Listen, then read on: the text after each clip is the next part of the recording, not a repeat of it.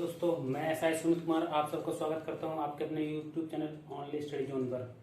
तो हम लोगों ने लास्ट क्लास में बात की थी आपके क्या कहते हैं मूल विधि, संविधान और संविधान ज्ञान के पूरे सिलेबस के बारे में कि किससे क्या क्या चीज़ें आती हैं और कितने कितने नंबर की चीज़ें आएंगी आपकी, किस किस सोर्सेस आपको पढ़ना है। तो उसमें मैंने आप लोगों को बताया था कि जो है मूल विधि का पार्ट जो है मैं आपको पढ़ाऊंगा। उसमें बाद एक जो इम्पोर्टेंट पार्ट है जो मैंने बताया जिसमें 3 से 4 सवाल आपके बाद से पूछता है और बहुत बड़ा टॉपिक नहीं है, बट फिर भी हम लोग इसको विस्तार से समझेंगे ताकि बाद से रिलेटेड अगर कोई भी सवाल बने तो हम लोग उससे क्या करें, सही कर सकें। तो ये बाद से रिलेटेड हमारा जो है आज पहली क्लास है। इसमें आप लोग वीडियो को अंत तक देखें, आपको पूरा समझ में आएगा, पूरा एकदम क्रोनोलॉजी से। इसमें हम लोग बात करेंगे संविधान से रिलेटेड जो बात थे हमारे, यानी संविधान संशोधन से संबंधित बात थे, यानी कि न्यायपालिका और विधायिका के बीच में जो कंट्रोवर्सी है यानी लड़ाई टाइप की, उसके बारे में इसमें हम समझेंगे पूरा एक तरीके से। तो देखो हम लोग बात करते हैं इसमें, सबसे पहले हम लोग बात करते हैं इसमें A.K. गोपालन बनाम मद्रास राज, इस बात की हम बात करते हैं। A.K. गोपालन बनाम मद्रास राज 1950 का बाद ये है। इसमें क्या होता है, ये A.K. गोपालन जो होते हैं, एक होता है निवारक निरोध कानून। यानी निवारक निरोध कानून ये होता है कि किसी घटना को रोकने के लिए या किसी चीज को रोकने के लिए हम क्या करते हैं, किसी व्यक्ति को पहले से गिरफ्तार कर लें और उससे क्या है बिना किसी कहते हैं कि बिना किसी इसको वो बोलते हैं बिना दलील के या बिना कोर्ट के बिना वकील के किसी को गिरफ्तार करना और उसको बंद रखना। एक प्रकार से बिना किसी मुकदमे के हम किसी व्यक्ति को पकड़ लेंगे, गिरफ्तार कर लेंगे, उसको बंद रखेंगे और काफी समय तक इसको बंद रख सकते हैं हम। तो इसमें क्या हुआ, 1950 में A.K. गोपालन जो थे वो एक कम्युनिस्ट नेता थे। मद्रास में इनको कई बार गिरफ्तार किया गया और 1950 में क्या निवारक निरोध कानून के तहत इनको क्या किया गया, A.K. गोपालन को गिरफ्तार कर लिया जाता है। ओके, जिसके विरुद्ध में ये कहा जाते हैं, सुप्रीम कोर्ट जाते हैं और कहते हैं कि सर जो मेरा बंदी प्रत्यक्षीकरण याचिका है जो हम लोगों को मिली हुई है, मतलब सुप्रीम कोर्ट में बंदी प्रत्यक्षीकरण याचिका जो होती है, रिट जो है 5 प्रकार की रिट है, उसमें से एक ये है बंदी प्रत्यक्षीकरण रिट। क्या कहती है बोले ये समझो। बंदी प्रत्यक्षीकरण रिट ये कहते हैं अगर किसी व्यक्ति के मतलब गिरफ्तारी के समय उसके अधिकारों का हनन किया गया है, गिरफ्तारी में उसके अधिकारों का हनन किया गया है, तो उसको साथ शरीर सहित किसके साथ प्रस्तुत करें, कोर्ट के समक्ष प्रस्तुत करें। तो इन्होंने बंदी प्रत्यक्षीकरण रिट डालते हुए ये कहा कि इन्होंने हमारे कि इस कानून के तहत हमारे मौलिक अधिकारों को क्या किया गया, हनन किया गया है। देखिए आर्टिकल 19 जो मैं कहता स्वतंत्रता का अधिकार, मतलब वाक एवं अभिव्यक्ति की स्वतंत्रता, घूमने की स्वतंत्रता, ऐसे 6 प्रकार की स्वतंत्रताएं इसमें दी गई है। ठीक है, इसके अनुच्छेद 21 हमसे क्या कहता है, प्राण एवं दैहिक स्वतंत्रता, उनका इसका हमारा हनन हुआ है। 22 हमारा जो अनुच्छेद ये कहता है, 22 ये अनुच्छेद कहता है गिरफ्तारी के समय जो है सुरक्षा में अधिकार है। तो इसमें उन्होंने कहा कि इन तीनों कानूनों के, इन तीनों आर्टिकलों का क्या किया गया, हनन हो रहा है मेरा। ठीक है, तो ये जब सुप्रीम कोर्ट जाएंगे, सुप्रीम कोर्ट क्या करेगा, इस पर निर्णय देंगे। सुप्रीम कोर्ट इस पर निर्णय सुनाता है कि कानून द्वारा स्थापित प्रक्रिया के माध्यम से सरकार किसी व्यक्ति को उसकी स्वतंत्रता से वंचित कर सकती है। यानी कि सुप्रीम कोर्ट ने जो इन्होंने बात दायर किया था उसके अगेंस्ट फैसला सुनाया। उसने ये कहा सुप्रीम कोर्ट ने कि कोई व्यक्ति जो है सरकार जो है कानून द्वारा स्थापित प्रक्रिया के माध्यम से किसी व्यक्ति की स्वतंत्रता से उसे वंचित कर सकती है, उसकी स्वतंत्रता छीन सकती है, उसके मौलिक अधिकार से छीन सकती है एक प्रकार से। ठीक है, और इसमें अर्थात इसका मतलब क्या हुआ, अर्थात अनुच्छेद 21 हमारा कहता है प्राण एवं दैहिक स्वतंत्रता के अधिकार को सीमित कर दिया गया। यानी कि तुम्हारे प्राण एवं दैहिक स्वतंत्रता के अधिकार क्या है, सीमित है, सरकार चाहे तो उसको छीन सकती है। ये बात कही बताई गई इसमें। अब इसी का जस्ट अपोजिट आता है 1978 का बाद होता है, मेनका गांधी का बाद होता है, जिसमें सुप्रीम कोर्ट ये फैसला देता है कि अनुच्छेद 21 में प्राण एवं दैहिक स्वतंत्रता का जो अधिकार है उसमें हमें गरिमापूर्ण जीवन जीने का भी अधिकार है। ये हमारे मेनका गांधी वाले बात में कहता है। पहला बात हमारा क्लियर हुआ। A.K. गोपालन बाद देखो आप समझोगे पूरी चीज, पृष्ठभूमि कैसे बना, क्या उसमें जो है सुप्रीम कोर्ट ने अपनी प्रतिक्रिया दी, तो आपको लॉन्ग टाइम तक याद रहेगा। और इससे रिलेटेड कैसे भी घुमा के सवाल पूछे आपसे, जैसे हम लोग क्या करते हैं, मोस्टली लोग क्या करते हैं, बात जब पढ़ेंगे तो उसमें क्या करते हैं, एक शॉर्ट सी लाइन पढ़ लेते हैं कि इस बात में ये निर्णय दिया गया है। अगर वो थोड़ा सा भी घुमा देगा सवाल को आपको, तो आप क्या सवाल नहीं कर पाएंगे। इसीलिए मैं विस्तार में आपको पूरी चीज बता रहा हूँ। इसमें आपका संविधान का भी चीजें क्लियर होती चली जाएंगी, प्लस बात से रिलेटेड किसी भी प्रकार से अगर सवाल बनाएगा, इससे रिलेटेड किसी भी प्रकार का सवाल बनाएगा आपको श्योर आ जाएगा। तो इसलिए मैं इसको आराम से विस्तार से आपको पढ़ा रहा हूँ कि देखिए, एक गोपालन बना मद्रास राज्य 1950 के बाद मैंने पूरा एक्सप्लेन कर दिया यहाँ तक आपको, ठीक है। उसमें क्या था, इनको निवारा निरोध कानून 1950 के तहत इनको क्या कर लिया जाता है, बंदी बना लिया जाता है, जिसके खिलाफ ये कहाँ जाते हैं, सुप्रीम कोर्ट जाते हैं कि सर इन्होंने मेरे मतलब बंदी प्रशिक्षण जो रिट है हमारे उसका हनन किया हुआ है, आर्टिकल 19, 21 और 22 का हनन है, हमारी स्वतंत्रता का हनन किया इन्होंने। तो सुप्रीम कोर्ट उसमें फैसला देता है कि सरकार जो है किसी व्यक्ति को कानून द्वारा स्थापित प्रक्रिया के माध्यम से आपके मौलिक अधिकारों से आपको वंचित कर सकती है, ये उन्होंने कहा, ठीक है। और इसमें क्या था, प्राण एवं मतलब इसमें ये अर्थात इसका मतलब क्या हो जाएगा कि प्राण एवं दैहिक स्वतंत्रता के अधिकार को क्या कर दिया गया, सीमित कर दिया गया, जिसको 1978 के मेनका गांधी बाद में सुप्रीम कोर्ट फिर इसी फैसले को पलटता है और कहता है अनुच्छेद 21 में जो है अनुच्छेद 21 उसमें प्राण एवं दैहिक स्वतंत्रता का अधिकार है और जिसमें गरिमामय जीवन जीने का अधिकार है, यानी कि हम किसी व्यक्ति को उसके मौलिक अधिकार नहीं छीन सकते उससे, ठीक है। तो अब हम लोग अगले बात की बात करते हैं, शंकरी प्रसाद बनाम भारत संघवाद। देखिए, जब देश आज़ाद हुआ होता है उसका जो प्रथम संविधान संशोधन होता है, जब देश आज़ाद होने के बाद जब हमारा संविधान लागू हो जाता है तो जो पंडित जवाहरलाल नेहरू होते हैं वो क्या करते हैं, चीज देखते हैं कि भूमि जो जमीन है, जैसे पहले क्या था, अंग्रेजों के टाइम पे जमींदारी चलती थी और रैयत बाड़ी बहुत सी व्यवस्थाएं चलती थी, जिससे जमीनें क्या हो गई कि एकत्रित हो गई लोगों के पास, यानी कुछ सीमित लोगों के पास ही सारी जमीनें पहुंच गई, बाकी लोगों के पास जमीन नहीं थी। इससे क्या हो गया, आय की असमानता बढ़ गई और पूंजीवाद को बढ़ावा मिला, यानी जिनके पास ज्यादा जमीनें हैं वो ज्यादा धनाढ्य होंगे और बाकी लोग उनके यहाँ नीचे मजदूरी करेंगे। तो यहाँ पे क्या हुआ, इस चीज को पीटी नेहरू ने समझा, मतलब पंडित जवाहरलाल नेहरू जी ने समझा और प्रधानमंत्री और हमारे क्या लेके आए, प्रथम संविधान संशोधन लेके आए, कब, 1951 का। अब इसमें देखो क्या क्या, प्रथम संविधान संशोधन में उन्होंने ये क्या किया कि इसमें एक अनुसूची जोड़ी, 9वीं अनुसूची जोड़ी गई, ठीक है। और जिसमें कुल कितने 13 कानून थे, जिसमें अधिकतर कानून जो थे वो किससे संबंधित थे, भूमि सुधार से। और इस अनुसूची की एक और खासियत क्या थी, इसमें ये कहा गया था इसका न्यायिक पुनर्विलोकन नहीं किया जा सकता, यानी कि इस अनुसूची के खिलाफ आप कोर्ट नहीं जा सकते, ऐसी बात कही गई थी। तो इसी कानून के तहत क्या होता है, पश्चिम बंगाल के जो जमींदार होते हैं उनका नाम होता है शंकरी प्रसाद। शंकरी प्रसाद का क्या होता है, उनके जमीन का अधिकारों का हनन कर लिया जाता है, मतलब उनकी जमीन का अधिग्रहण कर लिया जाता है, उनकी जमीन क्या कर ली जाती है, छीन ली जाती है, उनके पास जमीन ज्यादा होती है तो सरकार क्या करती है, जमीन छीन लेती है, जिसके खिलाफ वो कहाँ जाएंगे, शंकरी प्रसाद अब कहाँ जाएंगे, सुप्रीम कोर्ट जाते हैं और कहते हैं कि मेरे मौलिक अधिकार आर्टिकल 19 फर्स्ट F यानी जिसमें संपत्ति का अधिकार था और आर्टिकल 31 ये भी संपत्ति का अधिकार था का हनन हो रहा है, जिस पर सुप्रीम कोर्ट निर्णय देते हैं। कौन, सुप्रीम कोर्ट का निर्णय देंगे कि ये सी का मतलब कॉन्स्टिट्यूशन अमेंडमेंट यानी संविधान संशोधन अनुच्छेद 13(2) में मतलब विधि को परिभाषित किया गया है कि इसमें देखिए जब अनुच्छेद आप 13 पढ़ेंगे तो उसमें ये बताया गया है कि कोई भी जो कानून है वो मतलब कोई भी सरकार कानून बनाएगी या मान लो राज्य सरकार या केंद्र सरकार कोई भी ऐसा कानून नहीं बनाएगी जिसमें किसी व्यक्ति के मौलिक अधिकारों का अल्पीकरण हो,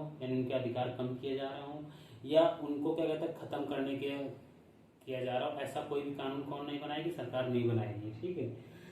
तो उन्होंने क्या कहा, सुप्रीम कोर्ट इसमें क्या कहा इस निर्णय में, 13(2) के तहत कानून नहीं है। क्या कानून नहीं, संविधान संशोधन क्या है, सुप्रीम कोर्ट ने ये कहा कि अनुच्छेद 13(2) के तहत संविधान संशोधन क्या है, कानून नहीं है, अतः संसद को मौलिक अधिकारों में संशोधन करने का अधिकार है, ठीक। इस चीज को समझे आप, इसका कहने का मतलब ये 13(2) हमारा ये कहता है कि संसद या राज्य विधानसभा कोई भी ऐसा कानून नहीं बनाएगी जो किसी व्यक्ति के मौलिक अधिकारों का हनन करे या उनको कम करे या उनको समाप्त करे, ये कहता है अनुच्छेद 13(2) हमारा, ठीक है। इसमें क्या हुआ, लेकिन इसमें सुप्रीम कोर्ट ने ये कहा कि कानून की बात की गई है, संविधान संशोधन की बात नहीं की गई है, कहीं भी ये नहीं लिखा है कि संविधान संशोधन एक कानून है, ठीक है।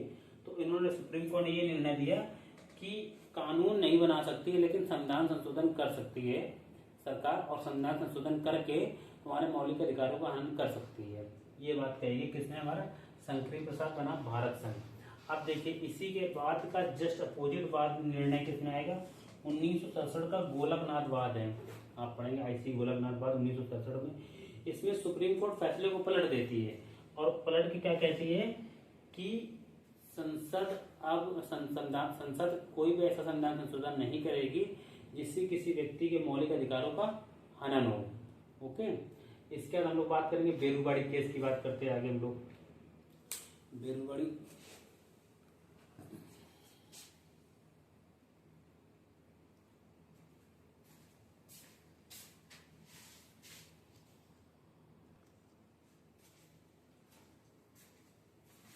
हम बात करते हैं आगे बेरूबाड़ी बनाम भारत संघवाद की 1960 का। तो क्या है,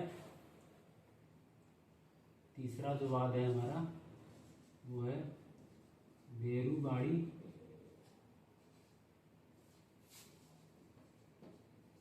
बनाम भारत संघवाद। भारत संघवाद कब का है ये, 1960 का है। ठीक है, इसके अंदर वो समझते हैं हम लोग क्या है ये। ऐसा होता है बेरूबाड़ी करके जो एक जगह होती है, कहाँ पे, हम आपको जो है इसमें चीजें एक्सप्लेन कर देंगे। इसके बाद आप लोग हमारे मतलब टेलीग्राम ग्रुप से जुड़ जाइए, जिसकी लिंक चैनल के इस वीडियो के डिस्क्रिप्शन में होगी, और उसमें आपको इसके जो है बाकायदा प्रॉपर नोट्स मिल जाएंगे आपको। अगर आप नहीं नोट्स करेंगे, केवल आप समझिए, मैं इसमें समझा दूंगा आपको, आप नोट्स वहां से देख लीजिए, पढ़ लीजिए, आपको पूरी चीजें एकदम क्लियर हो जाएंगी। ओके, तो हम लोग बात कर रहे हैं इसमें बेरूबाड़ी केस की। बेरूबाड़ी बनाम भारत संघ। बेरूबाड़ी क्या होता है, एक जगह होती है, कहाँ होती है बेरूबाड़ी, जगह होती है पश्चिम बंगाल में। पश्चिम बंगाल में क्या होती है, बेरूबाड़ी नाम की क्या होती है, जगह होती है। अब इस जगह में क्या होता है, बेरूबाड़ी नाम की जगह कहाँ होती है, पश्चिम बंगाल में होती है। क्या होता है, नेहरू और नून समझौता होता है, नेहरू और नून समझौता होता है। ठीक है, इस समझौते के तहत क्या किया जाता है, इस समझौते के तहत, इस समझौते के तहत ये बेरूबाड़ी जगह जो होती है, बेरूबाड़ी जगह 1959 में ये किसको दे दी जाती है, पाकिस्तान को। पाकिस्तान का मतलब उस समय का पूर्वी पाकिस्तान। ठीक है, और आज का कौन हो जाएगा, बांग्लादेश, क्योंकि 1971 में बांग्लादेश बना है और ये बात कब का है, 1959 का है। ठीक है, तो किसको दे दी जाती है बेरूबाड़ी जगह, किसको दी जाती है 1959 के तक, पाकिस्तान को, यानी कि वर्तमान का बांग्लादेश, बांग्लादेश को ये जगह दे दी जाती है। ओके, तो एक बेरूबाड़ी चीज समझ में आई। बेरूबाड़ी क्या होती है, जगह होती है, कहाँ होती है, पश्चिम बंगाल में होती है। नेहरू और नून समझौता होता है। इस समझौते के तहत बेरूबाड़ी जगह किसको दे दी जाती है, पाकिस्तान को दे दी जाती है, यानी कि वर्तमान के बांग्लादेश को दे दी जाती है, तो दे दी जाती है। अब इस चीज का क्या होगा, पश्चिम बंगाल सरकार जो है इस चीज का विरोध करेगी। कौन करेगी, पश्चिम बंगाल सरकार, पश्चिम बंगाल सरकार इसका क्या करेगी, विरोध करेगी, सरकार विरोध करेगी। जब पश्चिम बंगाल सरकार विरोध करती है, विरोध की आवाज जब तेज होती है, तो क्या होता है कि भारत के राष्ट्रपति, कौन, भारत के राष्ट्रपति, भारत के राष्ट्रपति अपनी एक शक्ति, कौन सी शक्ति होती है, भारत के राष्ट्रपति आर्टिकल 143, आर्टिकल 143 के तहत सुप्रीम कोर्ट से क्या लेते हैं, राय लेते हैं, सलाह लेते हैं, यानी सलाह लेते हैं। अब सलाह क्या लेते हैं सुप्रीम कोर्ट से, ये समझो पहले। सुप्रीम कोर्ट से ये सलाह लेंगे कि क्या, सुप्रीम कोर्ट से क्या सलाह लेते हैं ये समझो। सुप्रीम कोर्ट से ये सलाह लेते हैं कि क्या भारत का कोई क्षेत्र, भारत का कोई क्षेत्र, भारत का कोई क्षेत्र सरकार किसी अन्य राष्ट्र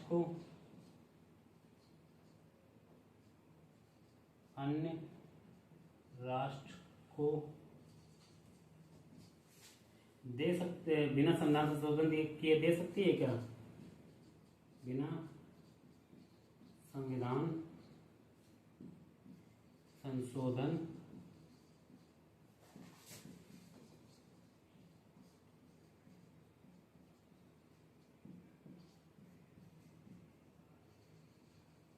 देखो, अब ये पूरा इसके क्या हो गया आपका, ये पूछता बेरुबड़ी बनाम भारत संवाद में 1960 का बाद होता है, जिसमें क्या है कि पश्चिम बंगाल जो है, पश्चिम बंगाल का एक क्षेत्र होता है बेरुबड़ी, जिसको क्या होता है नेहरू और न्यून समझौता के तहत इस समझौते के तहत इसे किसे दे दिया जाता है, बेरुबड़ी जगह किसको दे दी जाती है?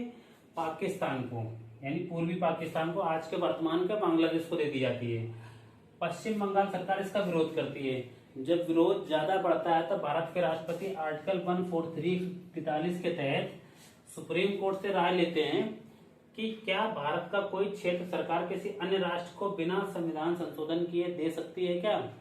तो इस पर समझिए सुप्रीम कोर्ट क्या फैसला देता है। देखो, जब कोई सुप्रीम कोर्ट से राय ली जाती है तो एक चीज सवाल याद रखना है पॉलिटिकल, लेकिन हम आपको बता दे रहे हैं, कम से कम 5 जजों की बेंच उस फैसलों को, जब कम से कम 5 जजों की बेंच राय किसको देगी? राष्ट्रपति को देगी। कम से कम 5 जजों की बेंच होनी चाहिए, ठीक है। तो अब इसमें क्या है कि सुप्रीम कोर्ट अपना फैसला देती है, इस पे सुप्रीम कोर्ट क्या देती है? राय देती है, एक प्रकार से राय देती है, या इसी मान लो निर्णय एक प्रकार से देती है। इस पर सुप्रीम कोर्ट क्या निर्णय देती है? सुप्रीम कोर्ट ये कहती है कि संविधान का अनुच्छेद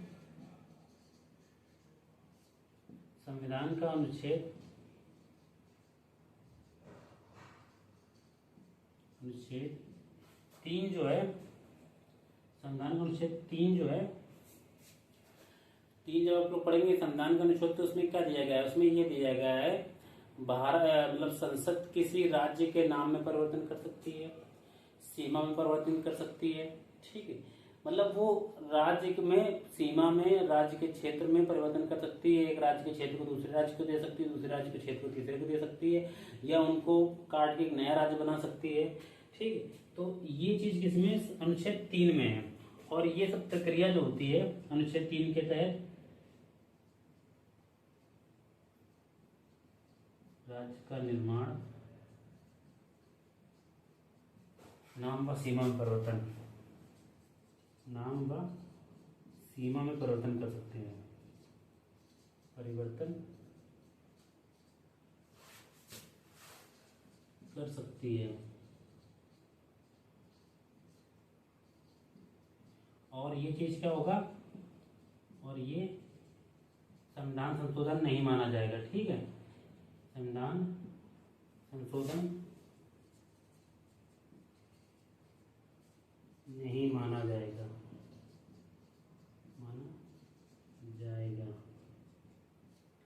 परंतु अब यहां समझो, यहां से आएगा टर्न क्या होगा? परंतु सरकार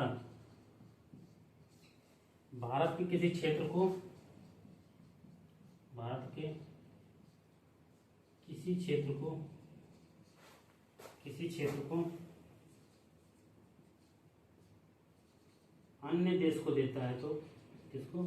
अन्य देश को देता है, तो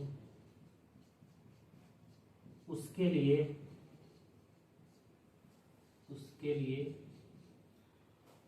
क्या है?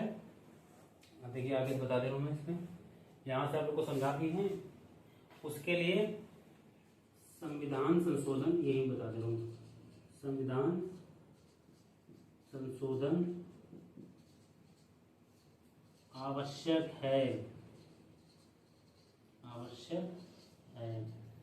अब यहां तक आप लोगों को समझ में आ गई होगी बात, यहां तक पूरी क्लियर हो गई होगी बात। अब इसमें क्या बता रहा है कि यदि भारत सरकार अपना कोई क्षेत्र किसी अन्य देश को देता है तो उसके लिए संविधान संशोधन की आवश्यकता है, परंतु अगर किसी अन्य देश से लेता है किसी क्षेत्र को तो उसके लिए संविधान संशोधन की आवश्यकता नहीं है।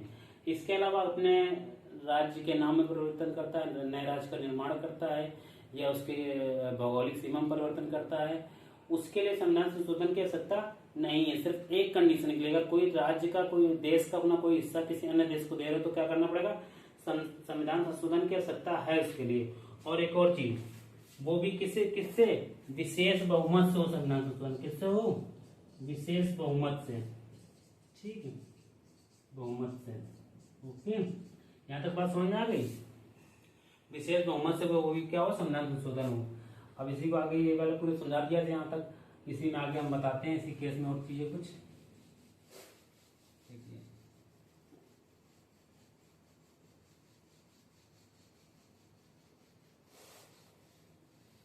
अब देखिए इसी केस में मैं आगे बता रहा हूँ, इसमें एक दो पॉइंट और इम्पोर्टेंट है। जैसे क्या है कि अब उन्होंने कह दिया कि अगर कोई क्षेत्र देना है किसी देश को तो संविधान संशोधन की आवश्यकता है उसमें। तो इसके बाद नौवां कॉन्स्टिट्यूट अमेंडमेंट एक्ट, CA का मतलब यहाँ पे है कॉन्स्टिट्यूशन अमेंडमेंट एक्ट, यानी संविधान संशोधन अधिनियम, ठीक है। कौन सा होगा, 1960। इसके तहत क्या किया गया था, भारत का एक क्षेत्र यानी कौन सा क्षेत्र, बेरूबाड़ी किसको दिया गया था, पाकिस्तान को। और वर्तमान में कौन सा वो क्षेत्र, कौन सा वो एरिया है, वर्तमान बांग्लादेश को, ठीक है, वर्तमान बांग्लादेश। ओके, ये हो गया। इसके अलावा बेरूबाड़ी केस में एक और इम्पोर्टेंट फैक्ट है, उसको थोड़ा आप लोग समझ लीजिए कि बेरूबाड़ी केस में सुप्रीम कोर्ट ने ये कहा था, प्रस्तावना जो है संविधान का अंग नहीं है।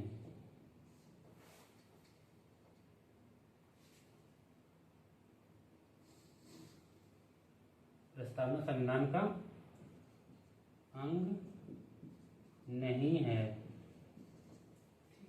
ये हो गया यहाँ तक पूरा। किसमें कहा था, बेरूबाड़ी केस में क्या कहा था, प्रस्तावना संविधान का अंग नहीं है। जब हम लोग आगे पढ़ेंगे कौन सा, केशवानंदन भारती वाला, केशवानंदन भारती 1973 का, उसमें क्या कहा गया, संविधान प्रस्तावना क्या कहा गया, संविधान का अंग है। और किसमें नहीं कहा गया, बेरूबाड़ी में कहा गया कि प्रस्तावना संविधान का अंग नहीं है। अब इसके बाद हम लोग आगे बात करते हैं, इसके अगले की बात करते हैं। यहाँ तक समझ में आ गया होगा, 3 AK गोपालन वाला समझ में आ गया, शंकरी प्रसाद वाला समझ में आ गया, बेरूबाड़ी वाला समझ में आ गया होगा आप लोगों को। अब हम लोग आगे बात करते हैं, जो बात है हमारा गोलकनाथ बात, इसकी समझते हैं क्या है। आप लोग वीडियो पुश करके इसको नोट कर लें आराम से, अगर नहीं नोट करना है समझ लीजिए आराम से। इसके बाद आप लोगों को बताया कि मेरे वीडियो के डिस्क्रिप्शन में आप लोगों को टेलीग्राम ग्रुप की लिंक मिल जाएगी, उसमें आपको इस वीडियो को नोट्स मिल जाएंगे आराम से। आप उनको क्या है, आप नोट कर सकते हो, चाहो तो प्रिंट आउट निकाल लो अपना आराम से और उनको पढ़ लो आराम से। ओके, बात करते हैं हम लोग आगे।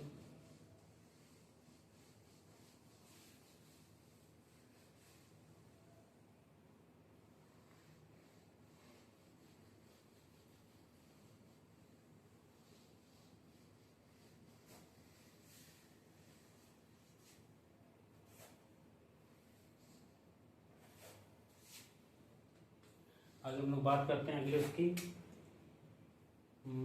हाँ, गोलकनाथ बनाम पंजाब राज्य, इस बात का हम समझते हैं क्या है।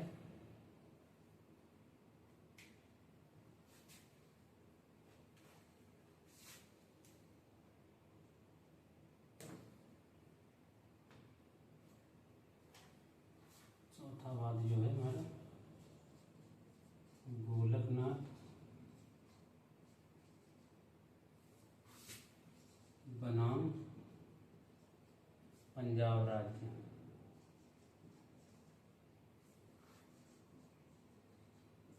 ये बात है 1967 का। इसमें देखिए, इसके बैकग्राउंड समझिए क्या होता है। गोलकनाथ जो होते हैं, कि पंजाब के क्या होते हैं, जमींदार होते हैं। ये भी एक क्या होते हैं, जमींदार होते हैं, ठीक है। और इनकी कितनी 500 एकड़ जमीन जो होती है वो सरकार क्या करती है, अधिग्रहण कर लेती है। जैसे हम लोगों ने पढ़ा था, अभी कौन सा बात पढ़ा था, हम लोगों ने पढ़ा था अभी 1950 का हो गया हम लोग का, एक उपकरण 1951 का संकरित प्रसाद वाद पढ़ा था।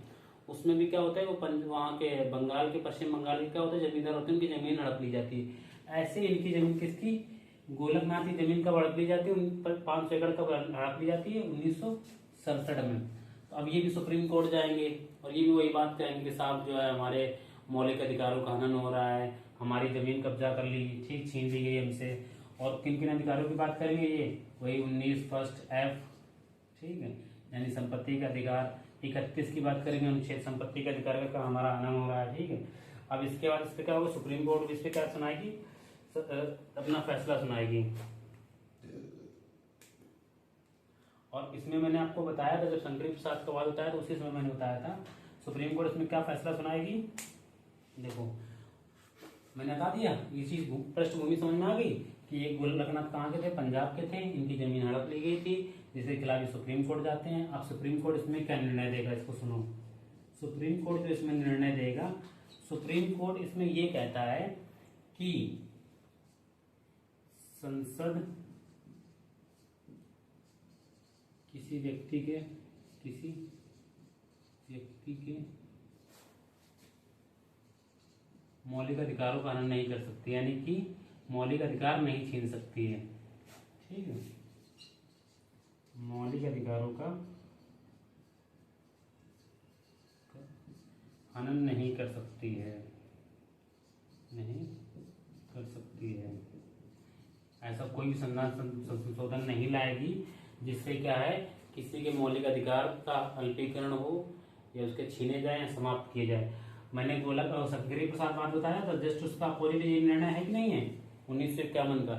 सेम बैकग्राउंड सेम है दोनों का, वो वहाँ बंगाल के थे, ये पंजाब के हैं, लेकिन निर्णय क्या होगा, जस्ट अपोजिट है, ठीक है।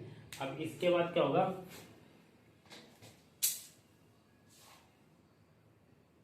अब इसके अंदर आगे बात करते हैं इसी में। देखिए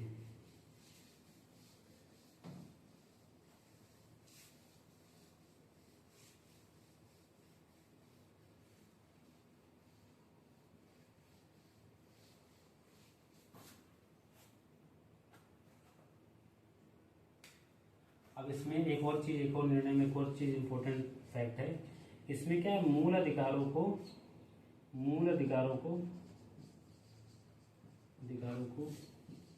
सुप्रीम कोर्ट ने पवित्र माना, और साथ में एक सिद्धांत और दिया इसमें, यहाँ पर आपको थोड़ा याद रखना, मूल संरचना का सिद्धांत दिया, ठीक है, सिद्धांत दिया। अब देखिए, जब ये बताइए कि गोलकनाथ बाद के बाद क्या हुआ कि सुप्रीम कोर्ट ने रोक लगा दी कि अब तुम मूल अधिकारों का हनन नहीं कर सकते हो। उन्होंने बात कर लिया है गोलकनाथ बनाम पंजाब राज्य वाले बात में। इसका जो आगे बात करते हैं इसके संबंध में, ये हो गया हमारा अगला जो बात आता है, 5वां वो आता है आरसी कपूर बनाम भारत संघ। ये बात कब का है, ये 1969 का है, ओके। देखिए इसके बारे में समझते हैं, 1970 का ये बात है, इसके बारे में समझते हैं कि इस बात में क्या था 70। तो इसमें क्या होता है, देखिए कि 1969 आप लोगों ने पढ़ा होगा। 1969 में क्या होता है, बहुत महत्वपूर्ण घटना होती है। 14 बैंकों का क्या होता है, राष्ट्रीयकरण। 14 बैंकों का क्या होता है, राष्ट्रीयकरण। 14 बैंकों का क्या होता है इसमें, राष्ट्रीयकरण कब होता है, 1969 में। इसी राष्ट्रीयकरण के विरोध में क्या होता है, इसी राष्ट्रीयकरण के विरोध में कौन जाते हैं, आरसी कपूर जो होते हैं वो कहाँ जाते हैं, सुप्रीम कोर्ट में बात दायर करते हैं। कहते हैं कि क्या है कि बैंकों का राष्ट्रीयकरण गलत है, ठीक है, इससे हमारे अधिकारों का हनन होगा, ये कहते हैं हमारा पैसा मारा जाएगा। तो अब इसमें क्या होता है, आरसी कोर्ट का आना है सुप्रीम कोर्ट। अब सुप्रीम कोर्ट इस पर क्या करेगी, फैसला सुनाएगी। तो सुप्रीम कोर्ट जो निर्णय देती है,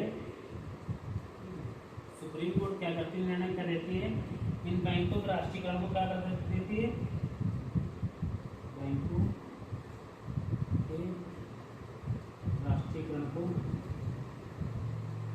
अवैध घोषित कर देता है। क्या, राष्ट्रीयकरण को असंवैधानिक घोषित कर देते हैं, संवैधानिक घोषित कर देता है। ठीक है, ये समझ में आई आपको? आरसी कपूर का बात समझ में आ गया। 14 बैंकों का राष्ट्रीयकरण क्या होता है, आरसी कपूर जाते हैं, बैंकों का राष्ट्रीयकरण का मतलब होता है बैंक एक मिला के जो है एक बड़ी बैंक के 14 बैंक बनाई जाएंगे आपकी। इसमें क्या है, आरसी कपूर जाते हैं, कहते हैं कि इनसे हमारे अधिकारों का हनन होगा, हमारे पैसों का हो सकता है हानि हो हमारी। ठीक है, इस पर सुप्रीम कोर्ट निर्णय देता है और क्या कहते हैं, बैंकों का राष्ट्रीयकरण क्या असंवैधानिक घोषित कर देता है।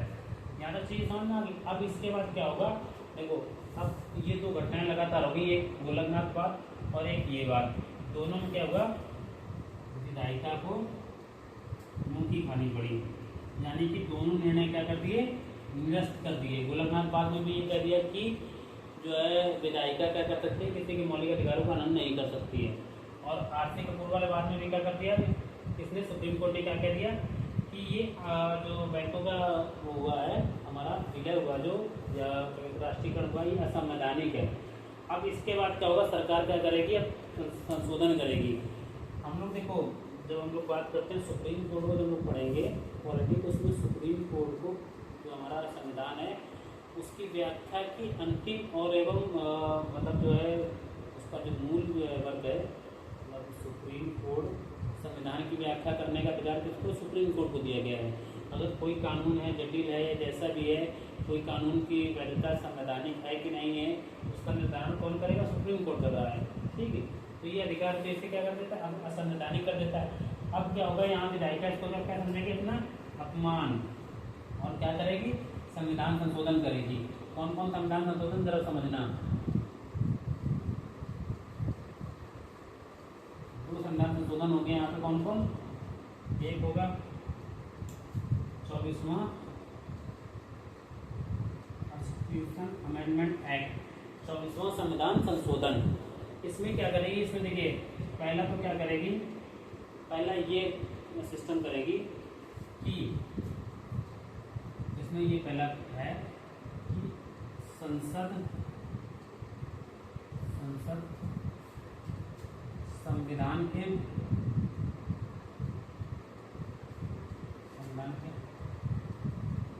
किसी भी भाग में संशोधन कर सकता है, किसी भी भाग में संशोधन कर सकती है, कर सकती है। और मतलब मैंने ये कहा है, उनका विधायिका का ये कहना हुआ कि देखिए दो बार इन्होंने क्या किया, हमारा 1967 का 1969 में दो बार क्या किया, सुप्रीम कोर्ट ने इसके फैसले को गलत साबित कर दिया। इसलिए इन्होंने क्या किया, ये कहा कि संविधान संसद के किसी भी, लोग कह रहे मौलिक अधिकार छोड़ो, संविधान के किसी भी भाग में संशोधन कर सकते हैं। ठीक है, ये चीज़ कब हुई, 24वां संविधान संशोधन 1971 लिख लीजिए, 1971 में। ठीक है, अब इसी को इसमें अगला क्या होगा, देखिए समझिए जरा, इसमें एक चीज और कहेगी कि राष्ट्रपति संविधान संशोधन विधेयक पर, संविधान संशोधन विधेयक पर सहमति देना अनिवार्य हो गया। ठीक है, अनिवार्य कर दिया किसका, राष्ट्रपति का क्या कर दिया गया, राष्ट्रपति का संविधान संशोधन अधिनियम है कोई, ठीक है, विधेयक है, तो संविधान संशोधन विधेयक है, विधेयक के बाद अधिनियम बनता है राष्ट्रपति की साइन के बाद। तो संविधान संशोधन यदि कोई विधेयक है तो विधेयक पर सहमति देना अनिवार्य कर दिया किसको, राष्ट्रपति को।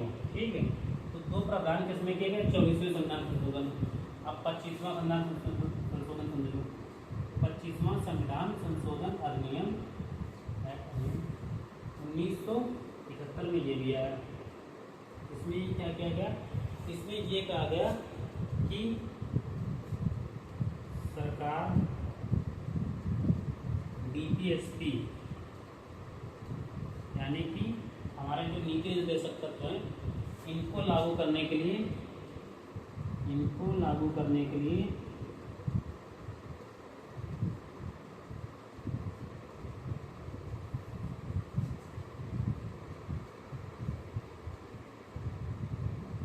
मौलिक अधिकारों क्या कर सकती है, हनन कर सकती है।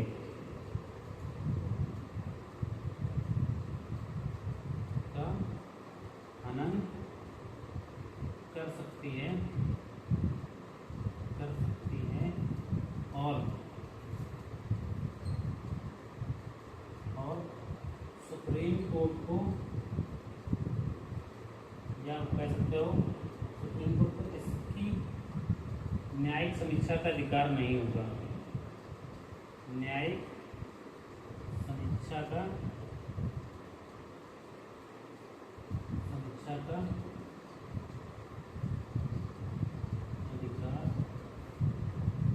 नहीं होगा। ये कहा गया किसमें, 25वें संविधान संशोधन 1971 में क्या कहा गया। पहले 24वें में दो चीजें की गई, एक तो संसद संविधान के किसी भी भाग में संशोधन कर सकती है, दूसरा ये है कि संविधान संशोधन विधेयक पर राष्ट्रपति को का हस्ताक्षर करना क्या कर दिया गया, अनिवार्य कर दिया गया। ठीक है, फिर दूसरा क्या कर दिया गया, 25वें संविधान संशोधन 1971 में क्या किया गया कि सरकार बीपीएसपी को लागू करने के लिए, यानी कि नीति निर्देशक तत्वों को लागू करने के लिए मौलिक अधिकारों का हनन कर सकती है और सुप्रीम कोर्ट इसकी न्यायिक समीक्षा का अधिकार नहीं होगा। मतलब सुप्रीम कोर्ट, कोई भी व्यक्ति इसके खिलाफ सुप्रीम कोर्ट नहीं जा सकता है, सुप्रीम कोर्ट इसकी न्यायिक समीक्षा नहीं करेगी यार ये। ठीक है, तो ये चीज समझ में आ गया आप लोगों को।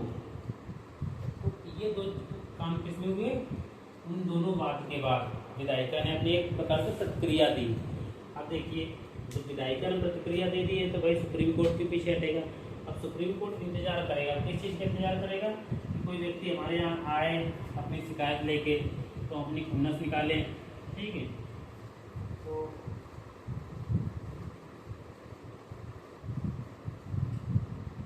ऐसे में क्या होगा, एक व्यक्ति आएंगे अभी,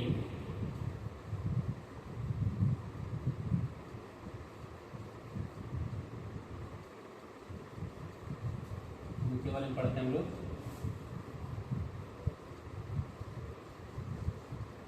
देखिए अब क्या होगा, इसके बाद अब हमारा आएगा एक इम्पोर्टेंट बात जो है केशवानंदन भारती। केशवानंदन कौन सा बात आएगा, केशवानंदन भारती बनाम केरल राज्य, बनाम केरल राज्य। देखिए अब सुप्रीम कोर्ट तो बैठा ही होता है इस ताक में कि कोई व्यक्ति आए और हमारे पास आए तो हम कम से कम जो 24वां संविधान संशोधन हुआ, 25वां संविधान संशोधन हुआ है, इनके बारे में कुछ अपने विचार रखें। तो ऐसे में कौन आ जाता है, केशवानंदन भारती आ जाते हैं इनके पास। और क्या होता है सिस्टम इनका, सुनिए। केरल भूमि अधिनियम होता है 1969 का, केरल भूमि अधिनियम, केरल भूमि अधिनियम। इसके तहत क्या किया जाता है कि ये जो केशवानंदन भारती होते हैं, ये एक मठ के जो होते हैं, एक प्रकार के मठाधीश होते हैं, जैसे कहते हैं कि एक प्रकार के पुजारी होते हैं, वैसे मठाधीश होते हैं मठ के। और इनकी जमीन इस अधिनियम के तहत क्या होता है, इनकी भूमि का क्या कर लिया जाता है, अधिग्रहण कर लिया जाता है, यानी इनकी भूमि क्या कर ली जाती है, छीन ली जाती है। जब इनकी भूमि छीन ली जाती है तो ये कहाँ पहुँचेंगे, सुप्रीम कोर्ट। 1973 में क्या करेंगे, वाद दायर करेंगे कि देखो इन्होंने क्या किया है कि हमारी भूमि छीन ली है और आपने तो ये कहा था 1967 में, क्या कहा था उन्होंने, आपने गोलकनाथ बाद में तो ये कहा था कि आप जो है मौलिक अधिकारों का हनन नहीं कर सकते हो, इन्होंने तो हमारी भूमि छीन ली।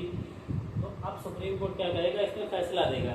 और इसमें जो फैसला देगा वो अब तक की सबसे बड़ी बेंच, कितने लोग होते हैं उसमें बेंच में, 13 लोगों की बेंच में, 13 लोगों की बेंच होती है, अब तक की सबसे बड़ी बेंच होती है, 13 जजों की बेंच होगी, जजों की बेंच फैसला सुनाती है इसमें।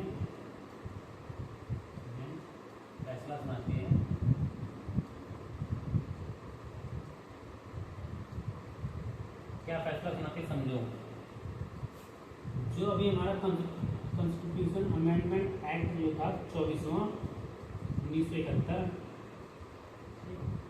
उसको क्या करती है सुप्रीम कोर्ट वैध मानती है। ठीक है, यानी क्या कहती है, वैध मानती है। वैध ये मानती है कि हाँ, संसद संविधान के किसी भी भाग में संशोधन कर सकती है। और एक और चीज़ होती है, राष्ट्रपति हस्ताक्षर करने के लिए बात है, वो भी चीज़ सही है। ठीक है, यानी इसको क्या करती है सुप्रीम कोर्ट वैध मानती है। अब अगला समझो, 25वां कॉन्स्टिट्यूशन अमेंडमेंट एक्ट जो होता है 1971, इसके कुछ हिस्सा कौन सा होता है बता रहे हैं आप लोगों को, कुछ हिस्से को छोड़कर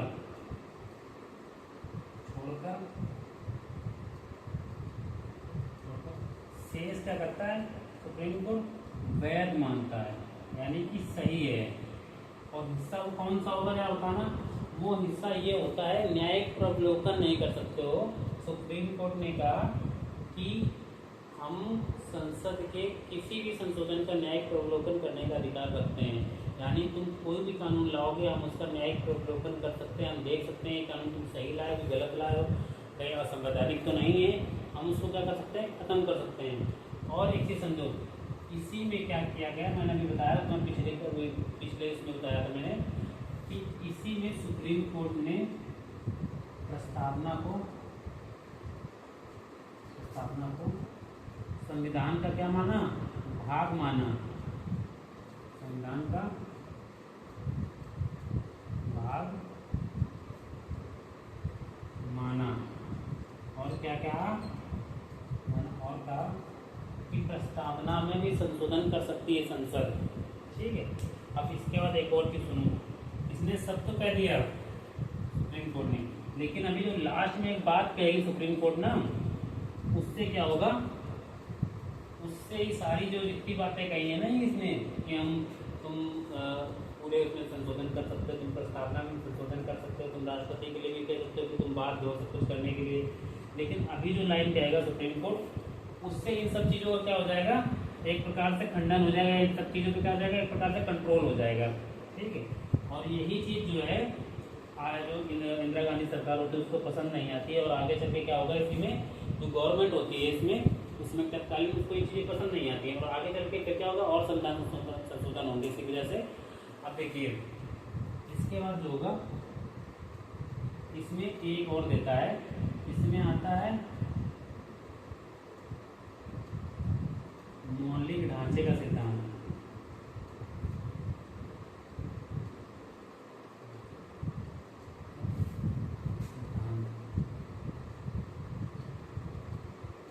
कह सकते हैं मूल ढांचे का सिद्धांत।